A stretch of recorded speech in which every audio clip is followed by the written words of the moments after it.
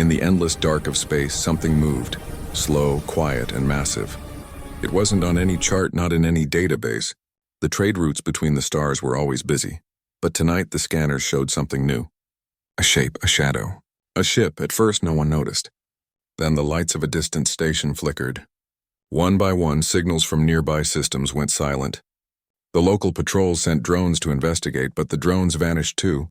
No trace, no signal, nothing. From the mist of a dying nebula it appeared. A black warship larger than any known fleet vessel. Its surface looked like a mountain of steel, smooth and perfect, with no windows, no symbols, no sound. It drifted closer, without engines, without light. Yet it moved as if the void itself carried it forward. The alien officers on the nearest command ship froze. "Is it alive?" one whispered. Their sensors tried to scan it, but the system overloaded, burning their consoles with static. No data, no identity, no origin. Then something strange happened. The Dreadnought stopped. Its dark hull reflected the light of 3 suns. Silence spread like cold air in a grave. Every ship nearby waited, afraid to speak. Suddenly, a pulse of energy rippled through space, gentle but powerful enough to knock out every communication link for miles. Lights dimmed, systems shut down, hearts raced, and then, through the static, a single signal appeared on every channel. A deep human voice, calm and emotionless, spoke one word: observe. The message repeated once, then vanished. No one knew what it meant, but across the galaxy, fear had already begun to spread. Across the galaxy, chaos followed the signal. Every empire, every colony, every trade hub was talking about the same thing: the black ship. No one knew where it came from, yet everyone could feel that it didn't belong. Inside the Great Galactic Council, thousands of voices shouted at once. Holograms of alien leaders filled the chamber, glowing with panic and confusion. The High Chancellor of Vornak slammed his fist on the table. No ship of that size can exist.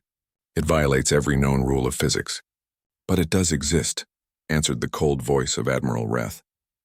We lost an entire patrol fleet trying to scan it. They vanished without firing a shot. The chamber went silent. Even the air felt heavy. One old scholar from the archives spoke quietly, his voice trembling. There was once a race that built ships like that. A race that disappeared long ago. The room turned toward him. You mean the humans? Someone asked. He nodded slowly. Yes, the humans. They were said to be destroyed after the Great War. But if that dreadnought belongs to them, then we are in danger. Outside the council walls, fleets were already moving. Scouting ships rushed to find the dreadnought's location. But each report ended the same way: static, silence, or complete disappearance. Then, another strange thing happened. Every major communication satellite in Sector 9 suddenly showed one image: a glowing blue map of the stars and a blinking point deep inside the void. It was a signal, a location, a message. The aliens stared at it, afraid to speak. For the first time in centuries, the galaxy realized a truth it had long forgotten. Humanity had returned. The galactic fleet gathered near the signal's coordinates, thousands of ships from 10 different species. Their hulls glowed in the darkness, forming a wall of light across the stars. At the center of their formation stood the Dreadnought, still, silent, waiting. Admiral Reth commanded the first strike fleet. His voice echoed through every channel. No communication, no response. "We fire on my mark." His second officer hesitated. "Sir, what if it's not hostile?" Reth's eyes stayed on the dark shape ahead. "Then we'll find out soon enough." The order was given. Hundreds of plasma cannons fired at once. Beams of blue and red light filled the void, colliding with the black hull. For a moment it looked like the dreadnought was hit. Then the light bent, twisted, and vanished.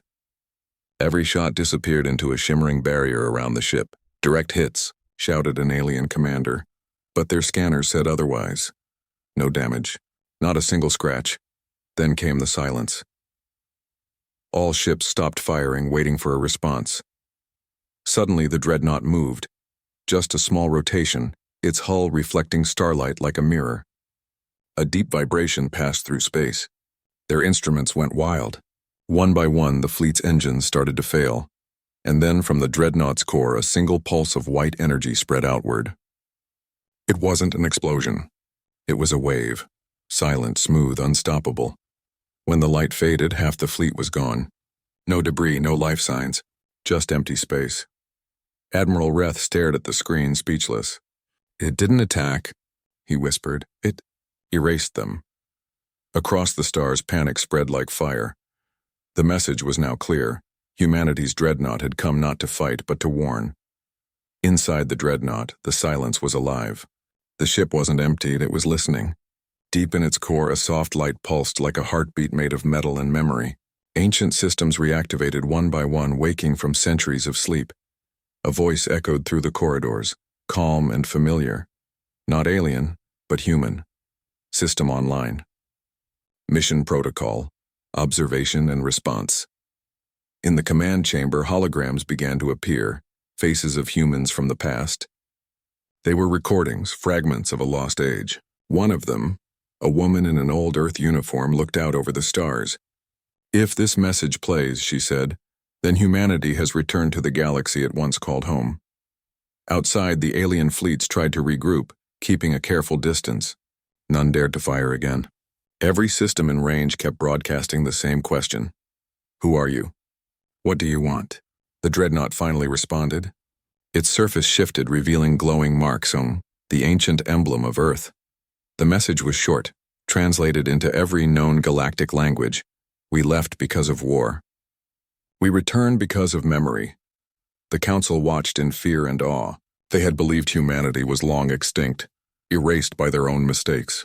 But now the evidence floated before them. A ship that shouldn't exist, carrying technology beyond comprehension. In one sector, old records were unlocked. The truth began to surface. Centuries ago, humanity had been betrayed, their colonies destroyed, their fleets hunted. They didn't die. They vanished. Now they were back. And they had not forgotten. Every star system waited in silence. As the Dreadnought powered up again, no one knew if it was preparing to speak or to strike. For 3 long days, the Dreadnought remained motionless. It hung in the void like a silent god, its presence bending the starlight around it. Fleets across the galaxy waited, afraid to approach, afraid to retreat. Then, without warning, a blinding white beam rose from the ship's core and spread across every communication network. Every screen and every system flickered, and then a human face appeared. An old man, pale and calm, dressed in black armor with the emblem of Earth on his chest. His eyes carried centuries of memory. "This is Captain Aiden Holt of the Terran Dreadnought Erebus," he said. His voice was steady, but behind it was sorrow. "We come not as conquerors, but as witnesses. We come to remember what was taken." The alien stared in silence. His words echoed through every station. "Long ago," he continued, "you called us savages. You feared what we could become. And so you burned our worlds, destroyed our sons, erased our name from your records." He paused, lowering his gaze. "But humans do not vanish. We endure." Behind him, holograms flickered. Burning cities, broken ships, soldiers vanishing into the void. Every image told a story of betrayal. "We left this galaxy," Holt said, "to protect what little remained. We built the Erebus not for war, but for remembrance. But when we returned, we found only silence and lies." The transmission darkened. The last words came like thunder. "This is not revenge. This is truth. Stand with it or stand aside." Then the beam vanished. The stars dimmed once more. Every world trembled, knowing the era of ignorance had ended. Humanity had spoken, and the galaxy would never be the same again. After the message, silence ruled the stars. No ship moved. No world dared to speak. Across the galaxy, leaders gathered in fear, trying to understand what the humans truly wanted. The Dreadnought Erebus stood alone in the dark, glowing faintly with blue light, watching. Some races prepared their fleets, believing war was coming. Others knelt in respect, sending peace transmissions toward the human ship. But no answer came. The Dreadnought drifted slowly toward the galactic core, leaving behind a trail of light that stretched for thousands of miles. Inside the council chamber, chaos returned. "We cannot fight them," shouted one general. "They erased half a fleet with a single pulse," another voice whispered. "If they wanted to destroy us, they already would have." Meanwhile, deep inside Erebus, Captain Holt watched silent images of ancient Earth, oceans, forests, cities that no longer existed. He spoke quietly to his AI companion. They still don't understand. Fear is not what we bring.